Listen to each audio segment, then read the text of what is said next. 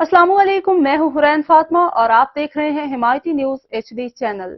नजर डालते हैं आज की अहम खबरों पर।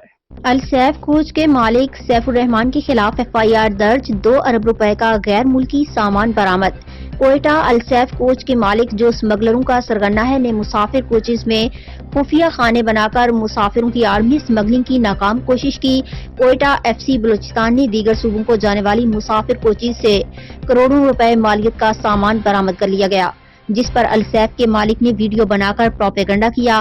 कोयटा FC बलूचिस्तान के मुताबिक गैर मुल्की सामान में मुजरे सेहत, चाइनीज नमक और गैर मुल्की सिगरेट्स बरामद किए गए। कार्रवाइयों में प्लास्टिक, क्रॉकरी और दीगर सामान कब्जे में ले लिया गया। FC Balochistan army chief Syed Asim Munir की हिदायत पर स्मगलिंग के खिलाफ भरपूर क्रैकडाउन किया जा रहा है। कार्रवाइयों का मकसद बलूचिस्तान से स्मगलिंग के खात्मे को यकीनी बनाना है।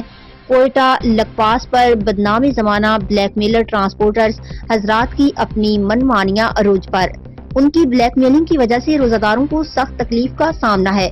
कोयटा लकपास पोस्ट पर गुज़िश्ता दिनों सख्त चेकिंग के बायस लोकल स्मगलर्स को भारी नुकसान हुआ, जिसकी वजह से स्मगलर्स ने आज लकपास टनल के मकाम पर रोड को मुकम्मल बंद कर दिया। कोयटा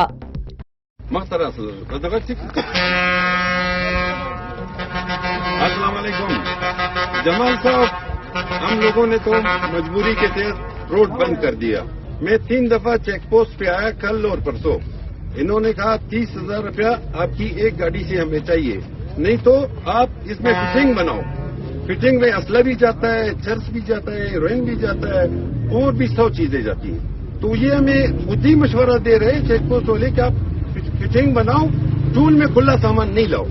मतलब फिटिंग बनाओ, हमें 50,000 लाख दो, और डीजल वाली गाड़ी से 2 लाख रुपया एक गाड़ी से लेता है, और ये तकरीबन 3-4 करोड़ रुपया एक रात का इकट्ठा करता है कर्नल साहब के लिए। कर्नल साहब फिर ब्रिगेडियर साहब को देता है, जिसको देता है अल्लाह को मालूम।